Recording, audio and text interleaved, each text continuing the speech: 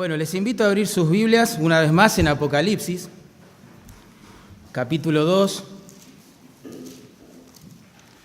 versículos 12 al 17.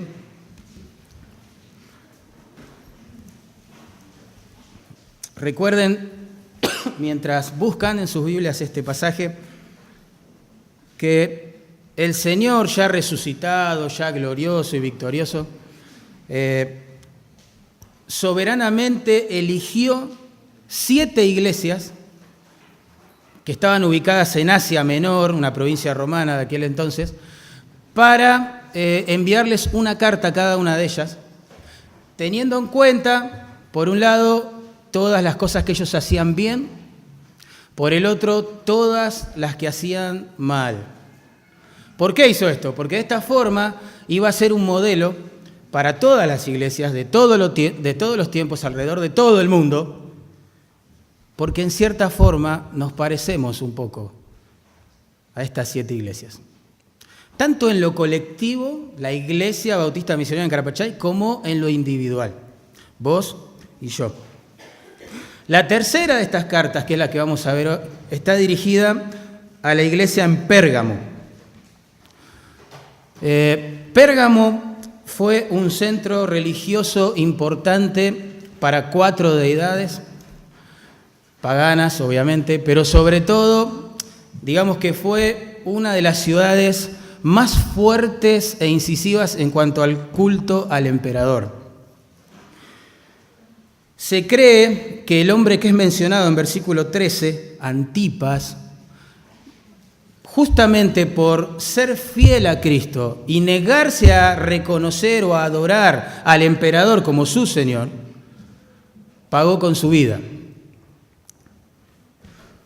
Parece que la iglesia, a fin de no sufrir el mismo destino de este hombre, comenzó como a amedrentarse, a ceder sus convicciones, a tolerar un poquito toda esa presión que venía de afuera, y sin darse cuenta estaban metiendo el mundo, el sistema que se organiza a espaldas de Dios dentro de la congregación.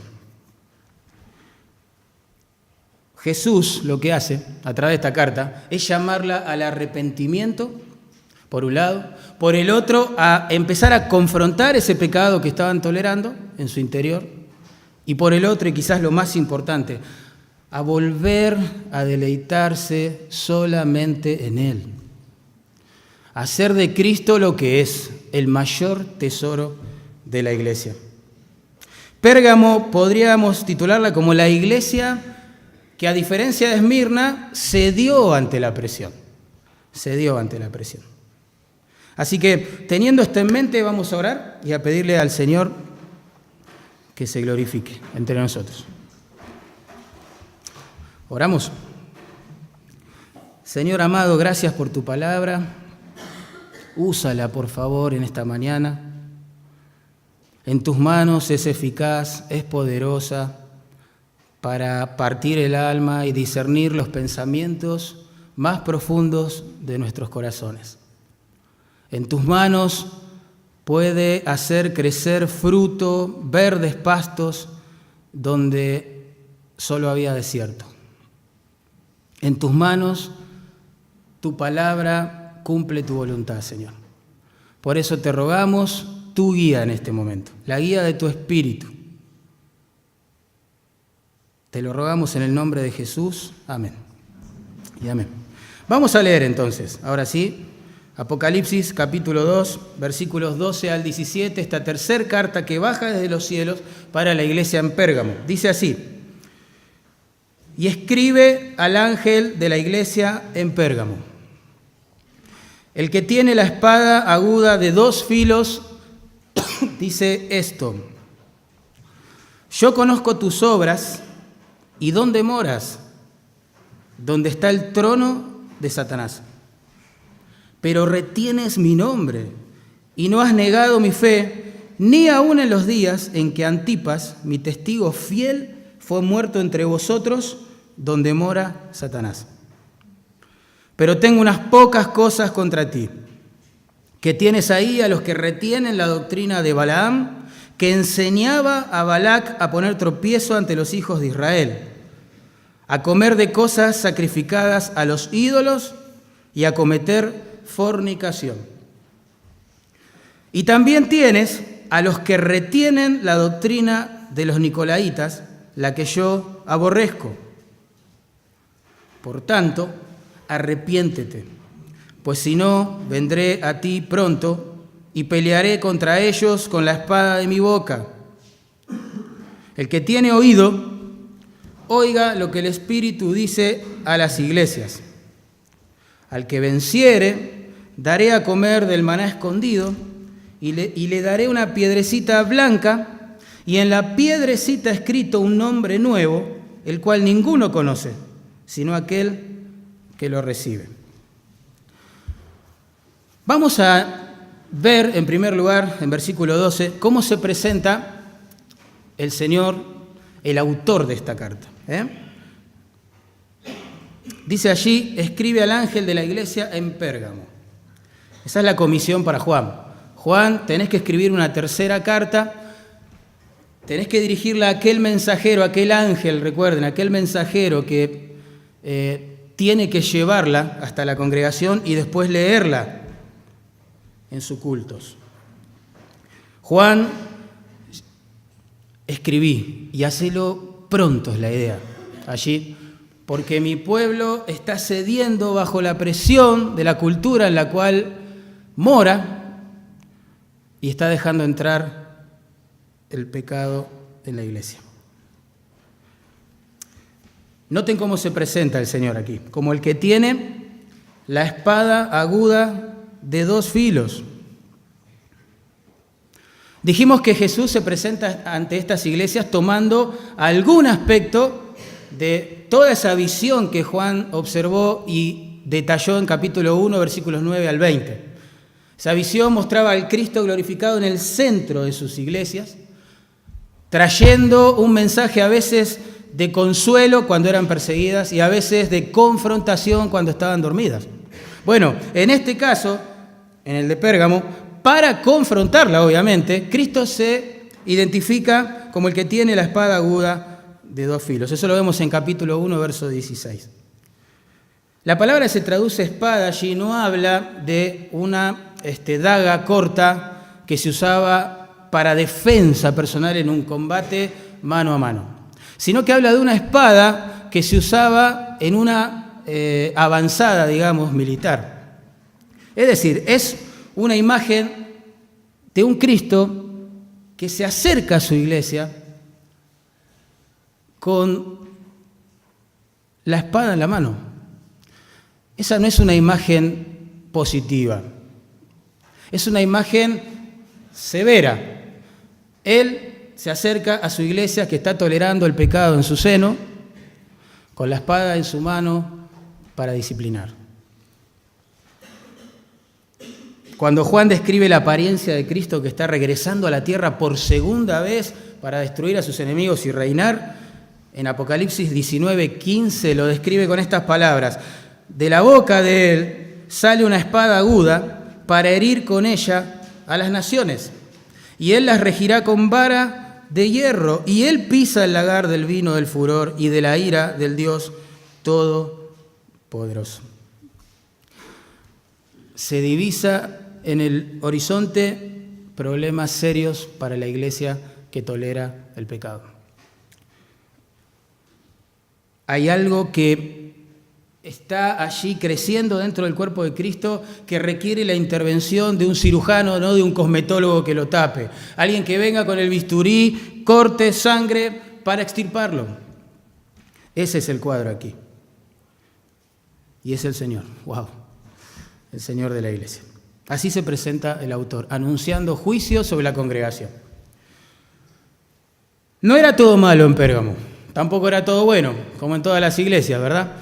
Aquí, ahora el Señor comienza a alabar, a elogiar, a aprobar aquellas cosas que hacían bien. Noten, versículo 13.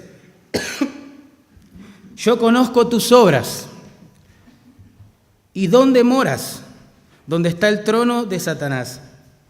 Pero retienes mi nombre y no has negado mi fe, ni aun en los días en que Antipas, mi testigo fiel, fue muerto entre vosotros, donde mora Satanás.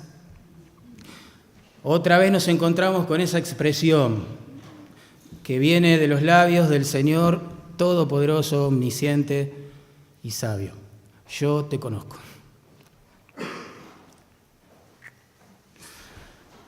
Qué tremenda, ¿no? Esa frase. Pensando en que el Señor de la Iglesia realmente, con su sabiduría, con su conocimiento, penetra la carne de las apariencias y llega hasta lo más profundo de nuestros corazones. Y Él dice, yo te conozco. Quizás tus hermanos no te conocen en profundidad y a veces ni siquiera el cónyuge puede conocer el corazón de uno en profundidad. Pero el Señor se acerca a esta iglesia que estaba tolerando el pecado en su seno, que en vez de confrontarlo miraba para otro lado y lo dejaba crecer y le dice, yo te conozco, yo sé lo que estás haciendo. El Señor conoce en su totalidad a su pueblo, sabe quiénes de entre ellos realmente estaban preocupados y querían confrontar ese pecado, hacer algo con esa mundanalidad que se filtraba y quiénes no. Y es más, también conoce quiénes eran los que metían presión en la congregación para tolerar el pecado. Él conoce todo. El tema es que también el Señor conoce dónde mora esta iglesia. Es decir, el Señor sabe el contexto cultural, lo conoce a la perfección en donde Él planta a su pueblo. Es así. En el caso de Pérgamo, sabemos por la historia que era un centro de adoración a 4 deidades griegas, como mínimos, ¿sí? Porque los arqueólogos han desenterrado 4 templos orientados y dedicados a 4 deidades diferentes, como mínimo, insisto, ¿no? Se adoraba a Asclepio, o Esculapio, quizás más conocido por este nombre, que era el dios de la medicina y de la sanidad. Se adoraba a Zeus, a quien llamaban el dios de dioses. También se adoraba a Atenea, que era la diosa de la guerra, la que se decía protegía la ciudad de Atenas y más tarde todo el imperio en Roma. Y por último se adoraba a un personaje llamado Dionisio, hijo de Zeus, a quien se lo conocía como el dios del vino, del éxtasis y los excesos. Como decía un escritor, el dios de la ebriedad. Vos imaginate la inmoralidad que rodeaba seguramente a estos 4 cultos. Y ahí en el medio, soberanamente plantada, estaba la iglesia del Señor, allí en Pérgamo. Pérgamo también, como les decía en la introducción, era un centro administrativo, promotor del culto al emperador. En el año 29 a.C., sus habitantes edificaron un templo dedicado a Augusto. Luego nos cuentan los arqueólogos e historiadores que se edificaron 2 templos más, fíjate, a 2 emperadores más, Trajano y a Severo. Algunos piensan que la frase allí, el trono de Satanás, puede ser una referencia justamente a estos templos dedicados a los emperadores. Otros piensan que es una referencia al templo de Zeus, porque en el centro tenía un trono gigantesco, donde su imagen estaba sentada. Sea como sea, lo que quiere decir esta expresión es que en Pérgamo el peligro espiritual que acechaba a la iglesia era gigante. Era gigante. Estaban metidos ahí en el medio de la guerra espiritual, en el campo de batalla, intentando permanecer bajo tantas presiones. Ustedes saben que en realidad por su negativa a adorar al César, no tanto a las otras deidades que mencioné, es que los cristianos fueron muchas veces encarcelados, perseguidos bajo el mandato de Domiciano. Tremendo. Sé dónde moras, dice el Señor. Yo sé todo lo que está pasando alrededor de mi iglesia en Pérgamo. Nadie le tiene que contar nada. Él está al tanto. Él conoce y Él controla todas esas cosas. Uno diría, Señor, ¿por qué no la sacás de ahí en medio? No, porque Él se quiere glorificar de esa manera. Con creyentes que viven a Cristo contra la corriente y para gloria de Dios. Pero vivir en el mismo lugar, vamos a decirlo así, para tomar la expresión del versículo, donde mora Satanás, presupone, anticipa presiones espirituales sobre la iglesia, es así. Es una realidad. Imaginen el costo de confesar a Jesucristo y vivir para Él en este lugar. La palabra soter, griega, que se usaba para describir a Zeus y a este dios Esculapio, significa salvador. El problema es que los cristianos jamás pensarían en que existe otro salvador que no sea el Señor Jesucristo. Ante el lema que obligaban a repetir al menos una vez al año a los ciudadanos de la ciudad, César es Señor, claro, los cristianos sabían que estaba reservado únicamente para Jesucristo. Él es el único Dios y Señor. Los creyentes tampoco acudirían al templo de Esculapio a buscar sanidad milagrosa, a tomar contacto con una de las serpientes no venenosas que dejaban allí sueltas, pensando que de esa forma el Dios los tocaba físicamente hablando y los sanaba. Jamás los cristianos harían eso. Ellos orarían a Dios y aprovecharían los métodos, aunque primitivos, de salud que tendrían a disposición. Claro, el conflicto era inevitable, ¿entienden? Hablaran con quien hablaran, iba a ser un problema, un debate.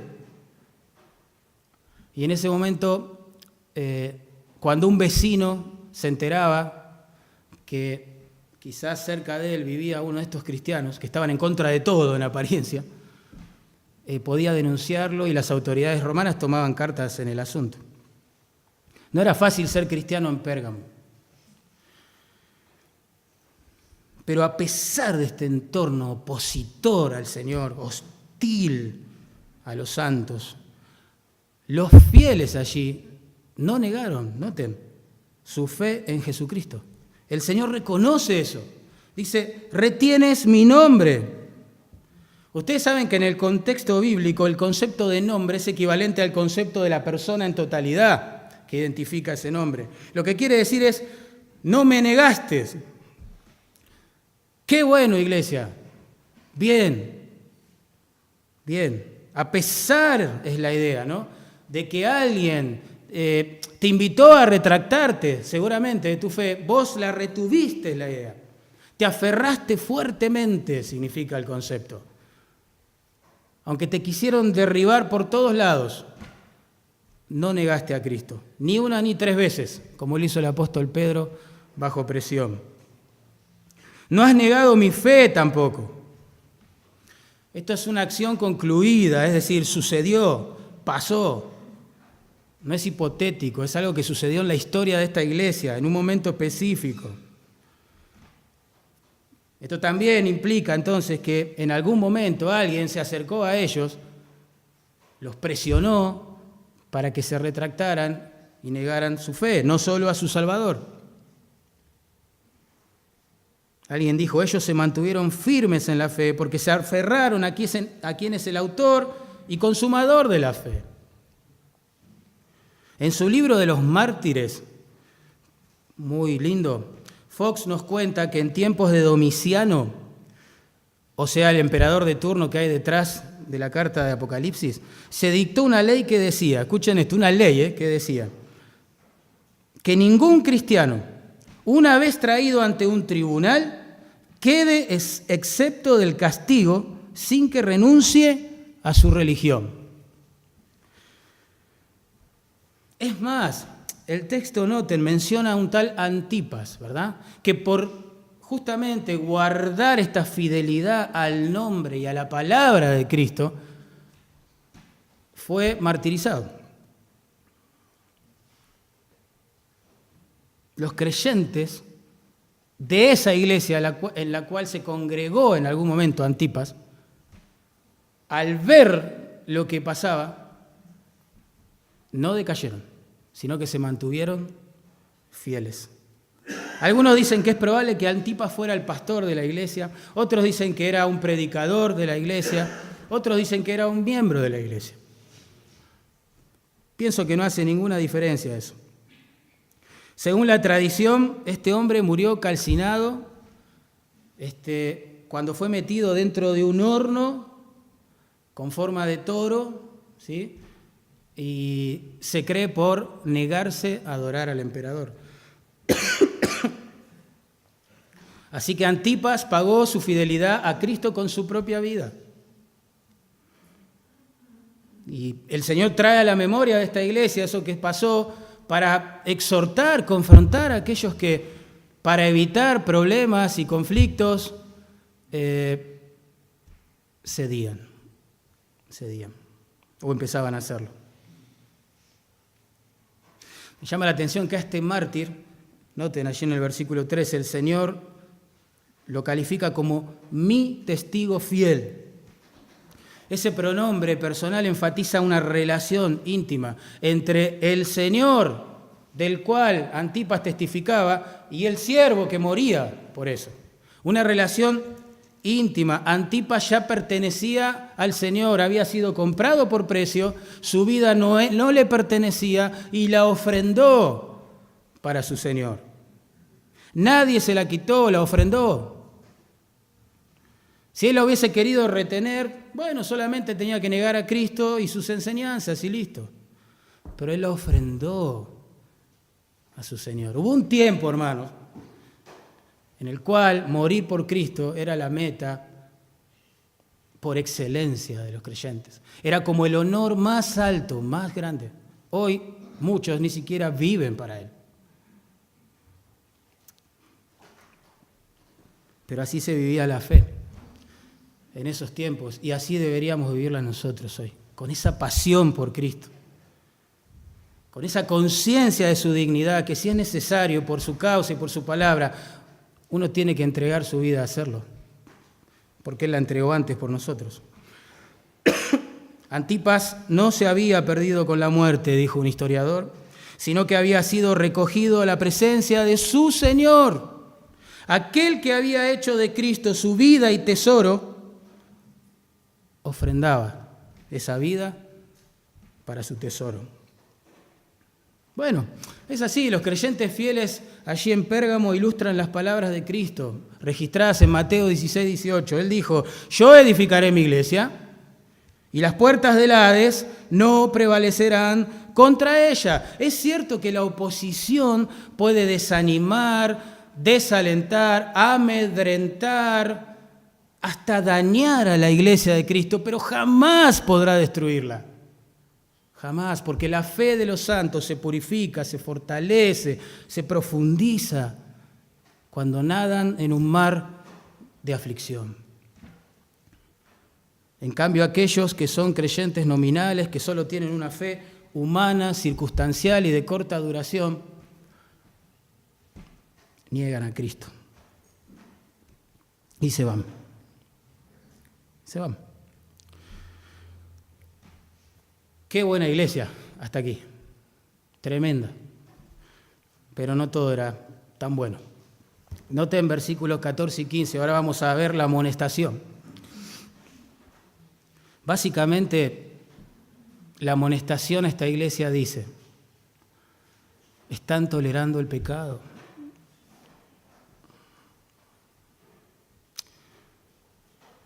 Están permitiendo que gente venga de afuera con falsas enseñanzas que conducen a los hermanos a, a callar sus conciencias en cuanto a algunos pecados que lo vamos a ver, y no están haciendo nada, de nada, porque quieren evitar conflictos quizás con ellos, conflictos con las autoridades, conflictos con los vecinos fervientes en su adoración a estas deidades, conflictos, quieren ser aceptados por todo el mundo, reconocidos, amados.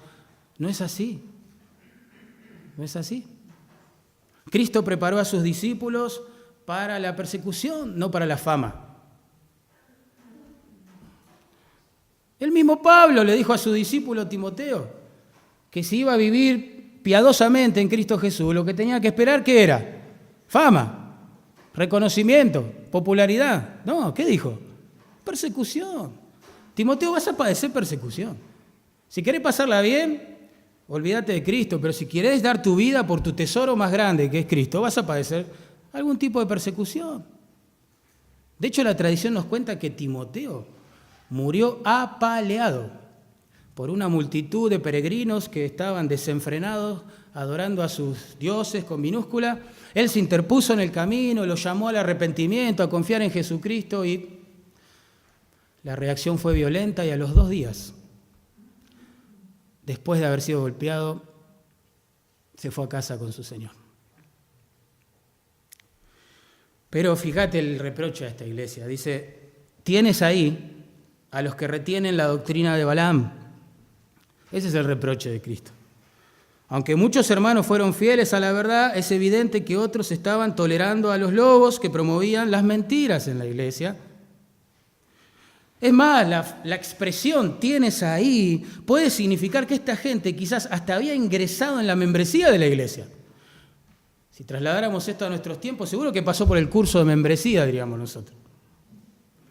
Y prometieron ser fieles y dar todo por Cristo, y ahora estaban cediendo y contagiando a otros hacia el error y la tolerancia al pecado. Tremendo. O quizá, como suelen hacer este tipo de personas, se infiltraron encubiertamente en las reuniones de los cristianos que se hacían en los hogares, y ahí comenzaron a defender este estilo de vida que al Señor, por supuesto, no le agrada. Lo cierto es que la iglesia permitió a las células cancerígenas crecer, multiplicarse y enfermar parte del cuerpo de Cristo que se reunía allí en Pérgamo. ¿Qué era esta doctrina de Balaam, mencionada acá en este versículo? Bueno, alguna pista tenemos en el mismo texto, vamos a leerlo. Dice, esta doctrina de Balaam, que enseñaba a Balac a poner tropiezo ante los hijos de Israel, de 2 formas. Una, impulsándoles a comer cosas sacrificadas a los ídolos. 2, a cometer fornicación. Para entender bien de qué se trata este error, tenemos que recurrir al Antiguo Testamento.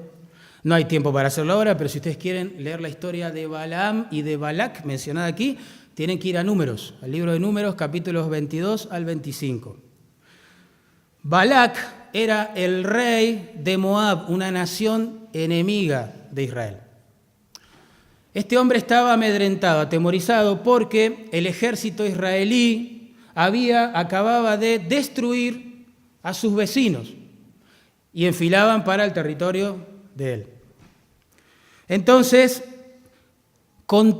soborna literalmente al profeta Balaam, que es quien está mencionado aquí, para que maldijera al pueblo de Dios.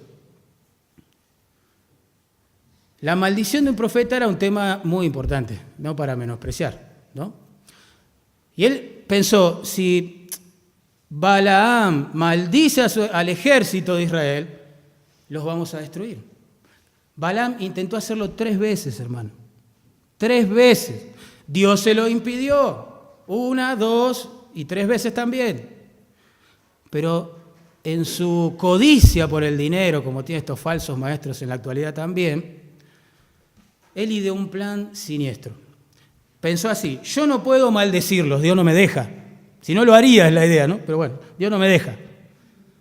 Pero vos, Balac, podés corromperlos. ¿Sabés lo que tenés que hacer?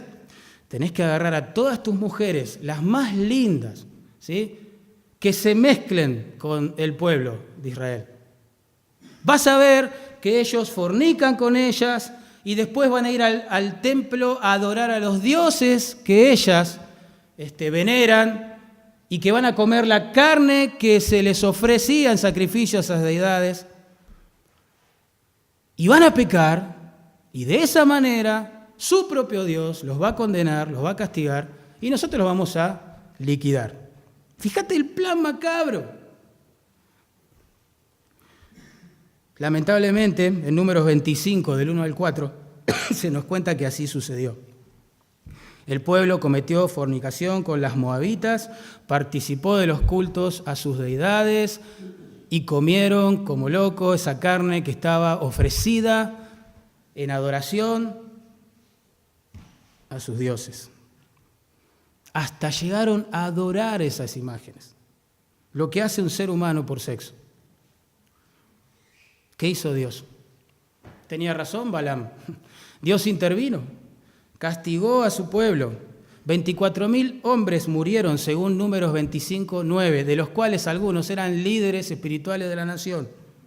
Números 25, 4 al 5. Y uno dice, chau, qué severo es Dios. Yo quiero decirles algo.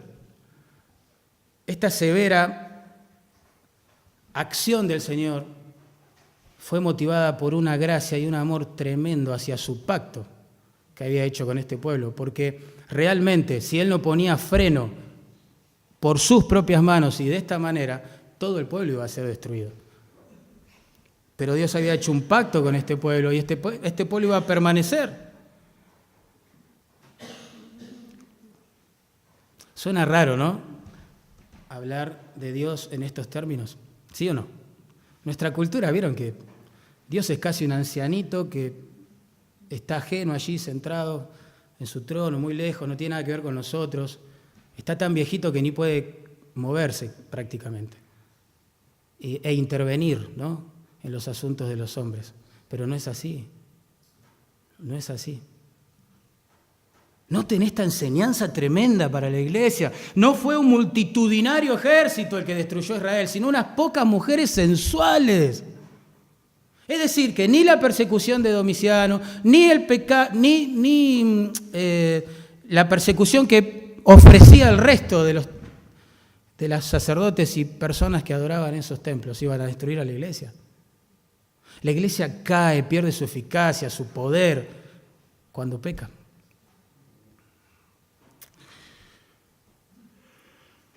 También toleraban, dice allí, la doctrina de los nicolaitas, versículo 15, noten. Y también tienes a los que retienen la doctrina de los nicolaitas, la que yo aborrezco. Cuando estudiamos la carta a Éfeso, la primera de las 7 enviadas por el Señor, notamos que los nicolaitas también son mencionados, o fueron mencionados, pero no como una doctrina, como en este caso, sino como una práctica. El Señor allí felicita a la iglesia en Éfeso porque no toleró las obras de los nicolaitas. Pero lo que eran obras prácticas, esporádicas en Éfeso, ahora es una doctrina armada, fíjate, en Pérgamo. Tremendo. Y como está vinculado gramaticalmente allí con la doctrina de Balaam, la mayoría cree que enseñaban lo mismo en su raíz, en el fondo, ¿no? Un erudito en el Nuevo Testamento dijo que era un abuso de la gracia y de la libertad cristiana que hacía concesiones con la inmoralidad. Bueno, lo que parece es que ambos grupos, en esencia, fomentaban la inmoralidad y la idolatría, y el hecho de que los cristianos asistan a estas fiestas paganas y que coman esa carne que había sido sacrificada a los ídolos. Y uno dice, ¿cómo puede pasar esto en una iglesia? Bueno, yo quiero explicar un poco cómo se dio la dinámica de todo esto. Los habitantes de Pérgamo, hermanos, se agrupaban en sindicatos o gremios laborales, muy parecido a lo que sucede hoy, ¿no? Cada sindicato tenía una deidad patrona. A cada deidad, cada año, se le ofrecía una fiesta en su honor y también con el propósito de darle gracias por los beneficios concedidos, ¿no? Supuestamente. Claro, estas fiestas terminaban siempre en actos de inmoralidad y en estas fiestas el menú siempre incluía la carne o el resto de la carne que se había ofrecido en sacrificio a esos dioses. Si los santos, los creyentes en Pérgamo se negaban a participar de estas fiestas, perdían sus trabajos. Sus clientes, nadie jamás los recomendaría. Así que los cristianos no solo eran marginados y burlados, sino que perdían también sus negocios, sus trabajos y con él su sustento. Tremendo. Y claro, los falsos maestros vieron una grieta ahí por la cual meterse y seguramente le decían a los hermanos, bueno, el sustento de la familia es prioridad, así que yo creo que los cristianos no solo que pueden, sino que deben ir a esas fiestas y deben comer cualquier cosa que les sirvan, aunque haya sido adorada, ofrecida en sacrificio a los ídolos, y bueno, después dejate llevar. Tratá de pecar lo menos posible en esas fiestas. Así fue que la iglesia, presionada, ahora quizás hasta en el plano económico, cedió. Lo cierto es que esta enseñanza contradecía el resto de las escrituras, que encima ya habían sido escritas y estaban circulando por todas las iglesias. Por ejemplo, en Hebreos 13:4, la Biblia dice, honroso sea en todos el matrimonio y el lecho sin mancilla o sin mancha, pero a los fornicarios y a los adúlteros los juzgará Dios. Es decir, que en cuanto al tema de las relaciones sexuales, no importa lo que decían en estos templos, en estas fiestas, ni los falsos maestros dentro de la iglesia, lo que importa es lo que Dios dice. Y Dios dice que hay tres opciones allí. O uno está casado y goza de la bendición de Dios, no hay nada malo, ni sucio, ni manchado en ello. O uno es soltero y fornica, o uno es casado y adultera y atrae para sí mismo la disciplina de Dios. Yo no creo que hoy haya gente que vaya a una iglesia cristiana, evangélica, supongamos, y que a la vez asista a algún templo pagano, a adorar a alguna deidad extraña y fornique participando, digamos, de los excesos propios de esas reuniones. Yo no creo eso, pero sí creo que en las filas de la iglesia a veces son falsos hermanos y a veces son hermanos que están dormidos, que están confundidos, que son de mala influencia para los demás en cuanto a la pureza sexual. Sí creo que hay personas que quieren vivir en adulterio y lo justifican de 1001 forma en los defectos que pueda tener su esposo o su esposa. Sí que hay gente que insiste en adorar a Dios y vivir en concubinato a la vez, sin casarse, como si eso fuese un tema menor para Dios. Sí creo que hay personas que quieren tener una relación de noviazgo, practicando sexo como cualquier hijo de vecino de este mundo, pero como ningún hijo de Dios debería ser. También sé que hay personas que seducen a las hermanas inconstantes, porque no lo digo yo, lo dice la Biblia. Sé que hay gente malintencionada y lo peor que puede hacer la iglesia es mirar para otro lado si se entera de esto.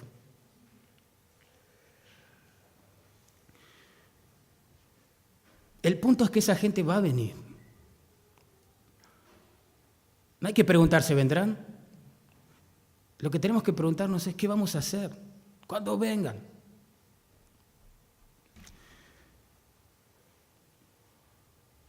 Yo creo que esta iglesia, el problema que tiene, es que por un lado retuvo su fe en el Señor, en la palabra, como leímos, y por el otro toleró a la vez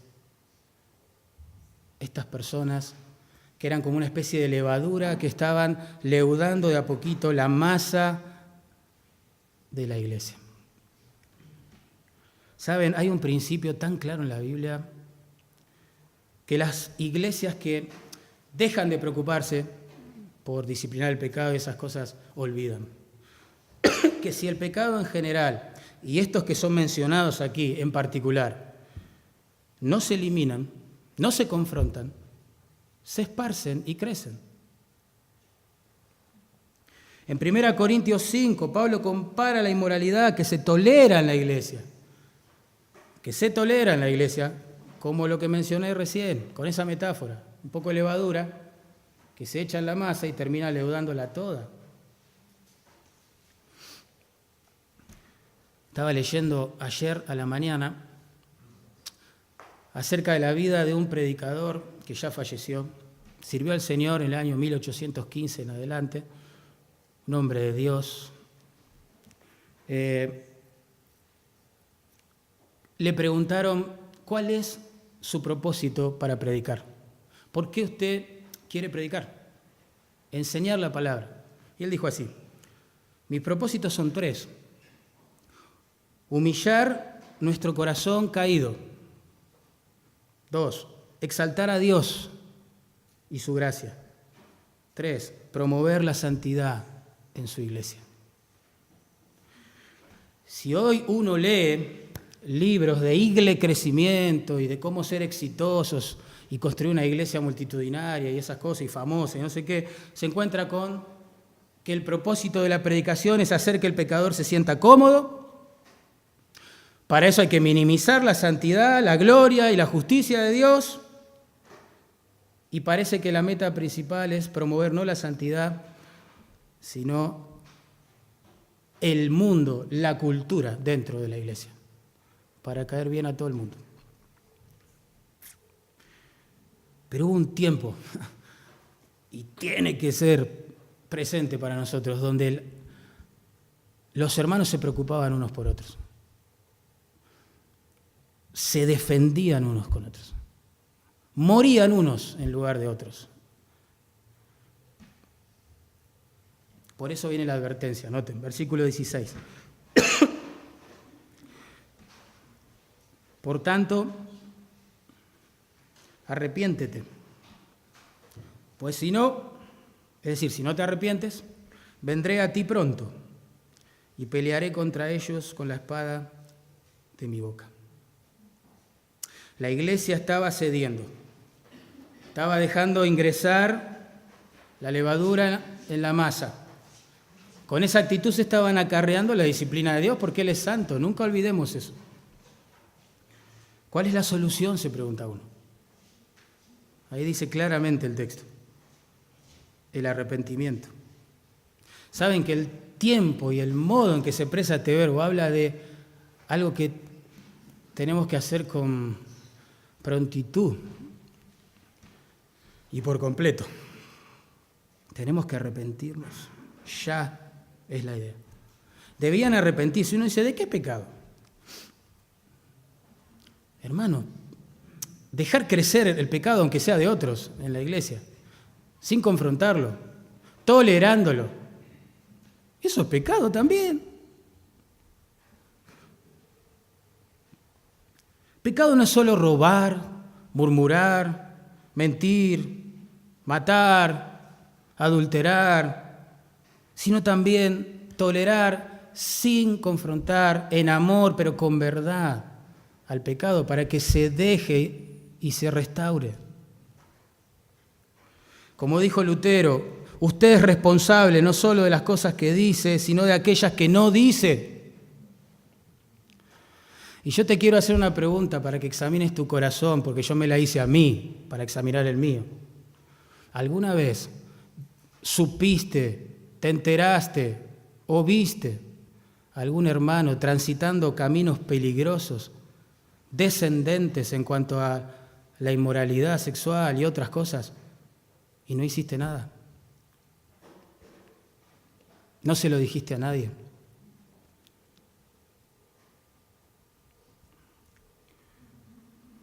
Arrepentimiento, hermanos, es volverse del pecado hacia Dios, del pecado hacia Dios.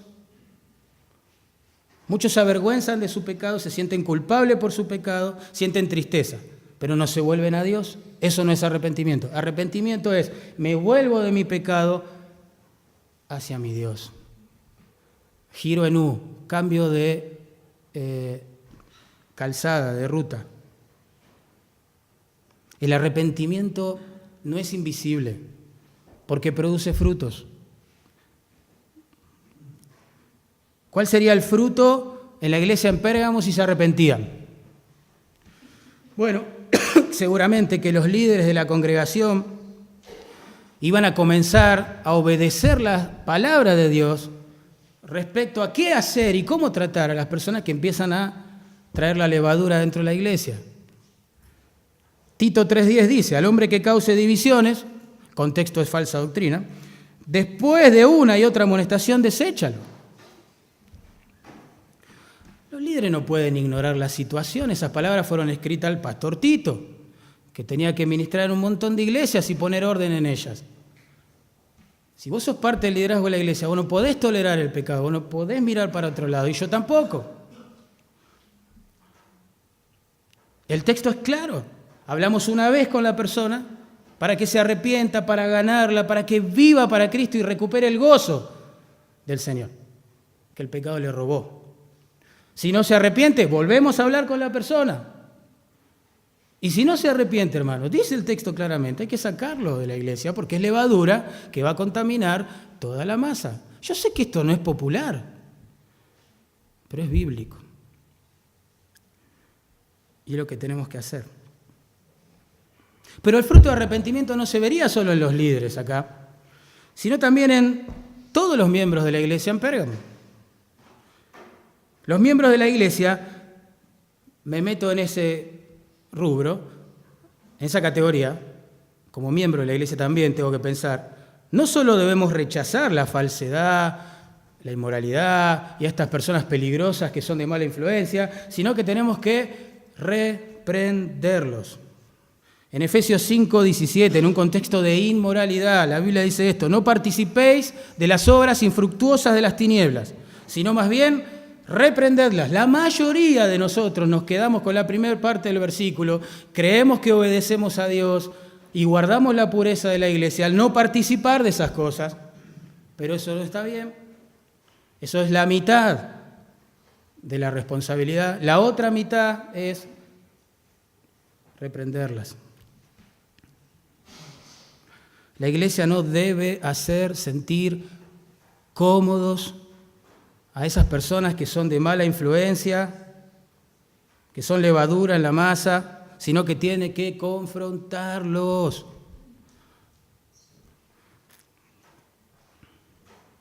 Eso es realmente amor. Eso es amor. Dejar la levadura crecer en nombre del amor para no hacer sentir mal a la persona es una falta de amor, pero grosera delante de Dios. Miren, Levítico 19, 17 al 18. Vamos a la ley de Moisés, Mirá. Allí leemos estas palabras: no alimentes odios secretos contra tu hermano, sino reprende con franqueza a tu prójimo, para que no sufras tú las consecuencias de su pecado. Y escuchen esto, ¿saben cómo termina esto? Lo voy a leer. Ama a tu prójimo como a ti mismo. Ese es más conocido, ¿o no? Ahora, ¿no es interesante notar que el llamado del Antiguo Testamento a amar al prójimo como a uno mismo está vinculado al mandato de reprender con franqueza al hermano que está pecando? ¿No es curioso eso? Bíblicamente hablando, fieles son las heridas del que ama, dice Proverbios 27:6. El que ama de verdad a su hermano, que lo ve en una escalera descendente hacia el pecado y sus peligros, y no hace nada, no lo ama. No lo ama.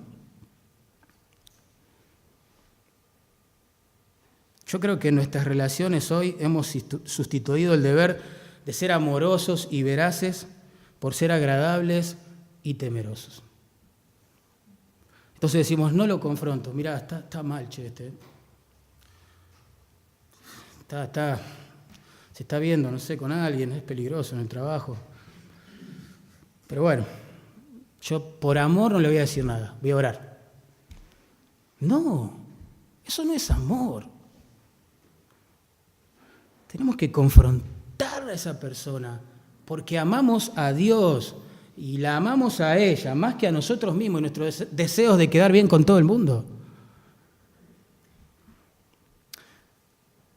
Quiero ser claro con esto. Nos tenemos que unir como iglesia en contra del pecado, ese es el punto. Ese es el punto. Si Dios te muestra un hermano que está cediendo y está en peligro, háblalo con alguien. Capaz que vos le dijiste a alguien, le dijiste algo, pero es tu amigo y no te prestó atención. Entonces, Dale, con confianza, con toda la autoridad de la palabra de Dios, ahora te lo voy a mostrar. Habla con un líder, alguien que lo pueda ayudar. Eso no es murmurar, eso es amar. Murmurar es desparramarlo por todos lados en forma hasta de pedido de oración. Oren por la hermana, el hermano cuchuflito, que son un desastre, una basura, unos carnales, hay que rajarlo en la iglesia, pero oremos. Eso sí es murmuración. Ahora, si vos tomás valentía en Dios, porque amás a Dios y querés obedecer su palabra y amás a esa gente y no querés que peque y sufra las consecuencias, vos tenés que hablarlo con alguien que pueda ayudarlo. Y uno dice, bueno, quiero una referencia bíblica para esto. Me parece genial. No creas nada de lo que yo digo, pero cree todo lo que la Biblia dice. En 1 Corintios 1:10, antes de exhortar a la iglesia por sus divisiones y peleas, Pablo les cuenta cuál fue la fuente de información de estos problemas a la cual él recurrió. Y da el nombre de esa persona, informante. ¿Se acuerdan? He sido informado por los de Cloé que hay entre vosotros divisiones. Gloria a Dios por la gente preciosa como la que integraba esta familia en Corinto, los Cloé. Hermanos preciosos como los de la familia de Cloé aman más a Dios y al hermano que a sí mismos. Y los aman al punto de arriesgarse a ser rechazados, incomprendidos, aborrecidos, con tal de que sean resueltos y restaurados los problemas de pecado que hay en la iglesia. Y noten que los de Cloé no fueron a hablar con cualquiera. Recurrieron a Pablo, el fundador de la iglesia, que tenía autoridad sobre la misma y en manos de Dios quizás podía ser un instrumento de restauración y de cambio. De la misma manera, no hables solos con tus amigos sobre estas cosas. Si no te escucha, igual está en peligro. Hay que intentar una cosa más a lo menos. Hablar con un líder, alguien que pueda ayudar.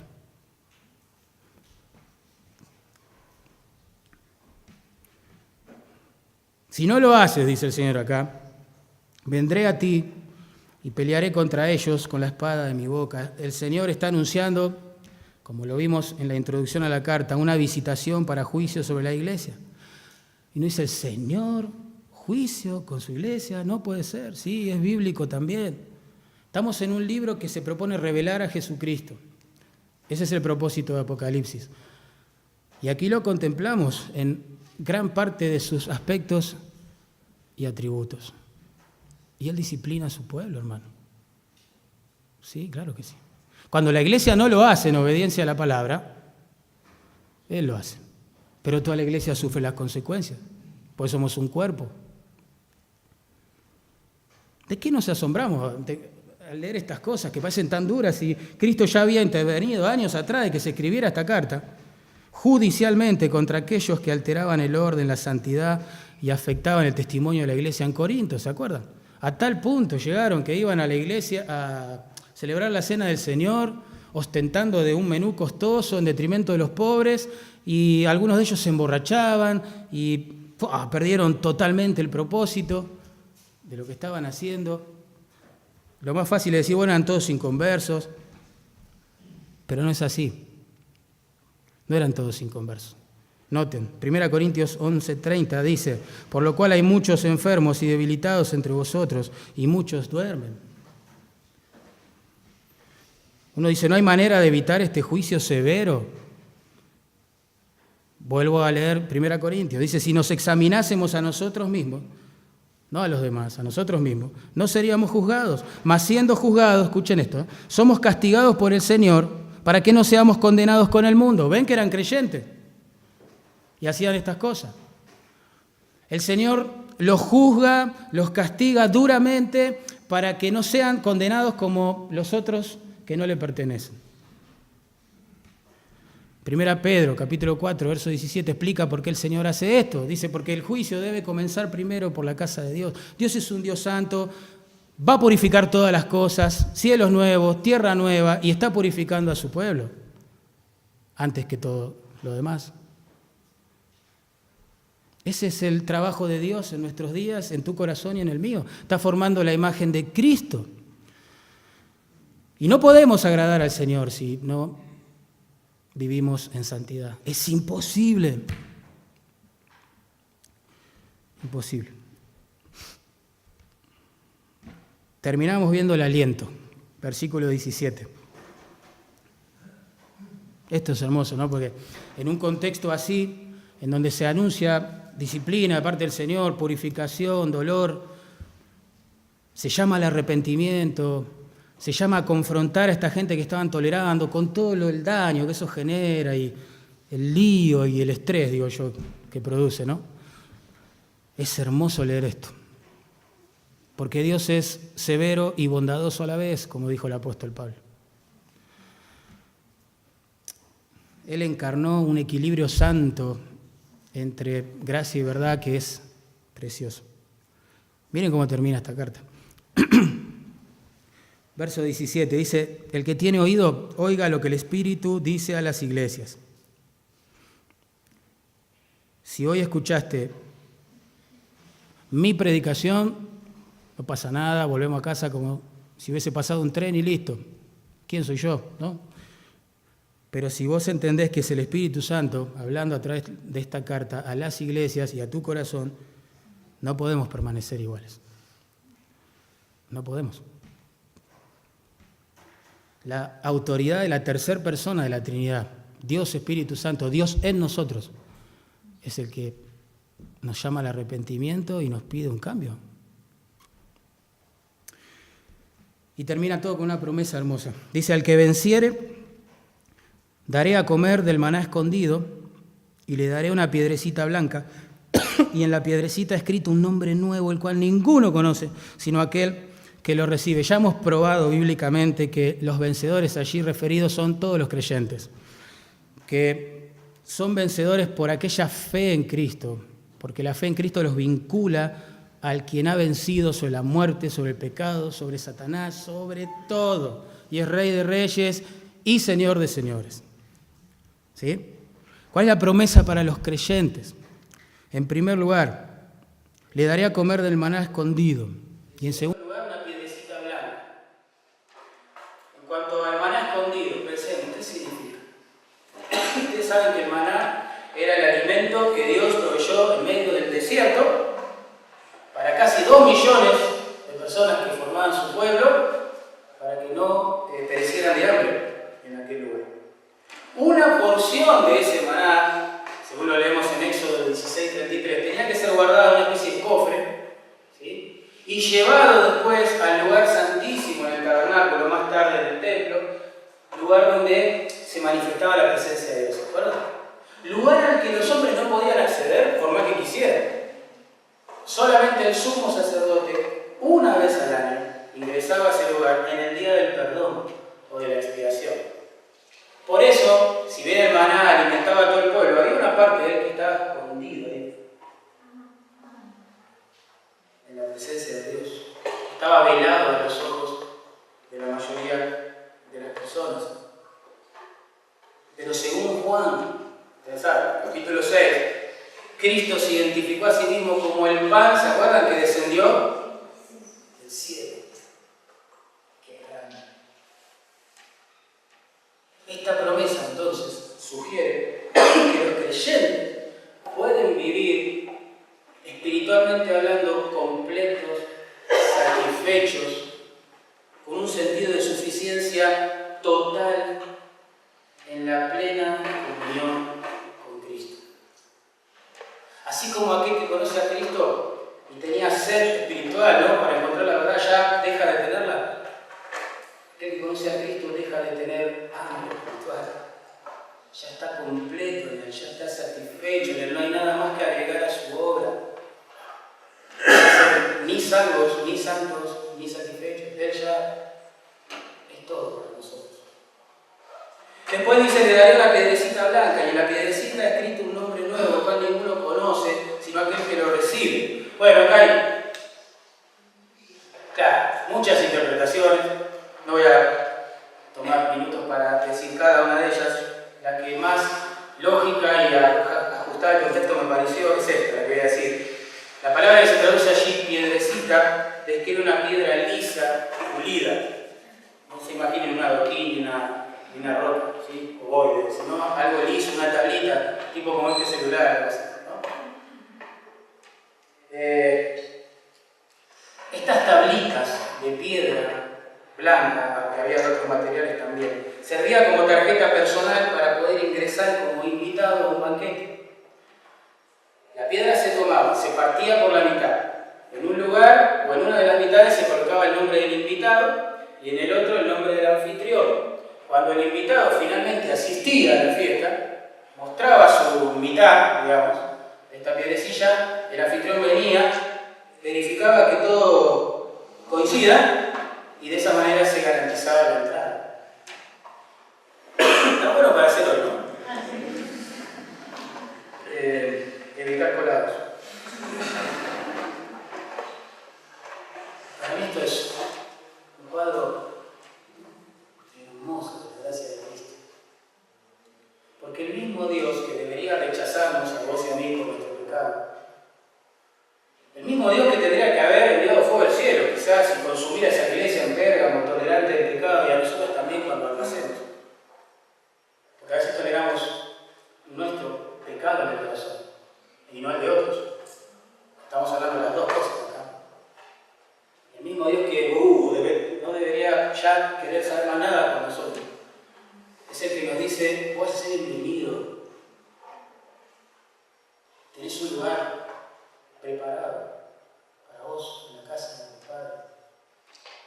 Yo soy tu entrada. Yo soy la garantía de que nadie te va a poder acusar con éxito porque yo te justifiqué. Yo soy la garantía de que nadie te va a poder condenar con éxito porque yo intercedo por vos. Yo soy tu garantía. Bienvenido a mi mesa, dice el Señor de esta forma. Te vas a alimentar del maná escondido, este precioso Señor de la comunión íntima y ya sin pecado, como hoy, lamentablemente, sin problemas, sin llanto, sin dolor, sin muerte, por los siglos de los siglos. Es más, esta promesa alienta un montón a aquellos que, amando a Dios y amando al que estaba cediendo en su pecado, se arriesgaron a ser rechazados por confrontarlo. ¿Por qué? Porque la persona lo podía mandar a pasear y de hecho pasó y seguirá pasando. Pero la identidad con Cristo nadie la puede romper ni quebrar. Una persona puede retirar el saludo, pero no la salvación que Cristo nos ha dado. Una persona se puede ofender con nosotros, nos puede hasta golpear, escupir, hablar mal, no sé. Pero lo más importante no puede ser tocado. La solución, ¿entienden? A la mundanalidad en la iglesia, que se filtra, que se empieza tolerando y después se practica y crece y esas cosas, no es un liderazgo malvado, así perverso, que tiene un cachiporro, ¿cómo se llama? Cachiporro, ¿está? Y golpea a los miembros, como si hizo un tiempo la Edad Media, que no lo pueden creer. No, eso no es la solución. La solución es que la iglesia haga de Cristo su mayor tesoro. Que la iglesia esté satisfecha de su relación con Cristo. Que no pierda el asombro de poder hablar con Cristo, poder alabar con Cristo, poder servir a Cristo. Que busque refugio en Cristo cuando peca, cuando está desanimada, cuando está temerosa, cuando está indiferente, cuando siente que se seca por dentro, se arrepiente, vuelve a Cristo. Esa es la mejor solución para la mundanalidad de la iglesia. Cuando la iglesia deja de deleitarse en Cristo, está dando el primer paso en esta escalera descendente para tolerar el pecado y caer y sufrir las consecuencias. Pero cuando sus miembros están satisfechos y seguros en Cristo, aunque sean atractivos esos manjares que ofrece este mundo y la maldad, van a estar llenos. No va a haber espacio en sus vidas para ellos. Jesús dijo, donde esté nuestro tesoro, estará nuestro corazón. Uno elige qué es valioso para él, cuál es su tesoro, y le da toda su vida a eso.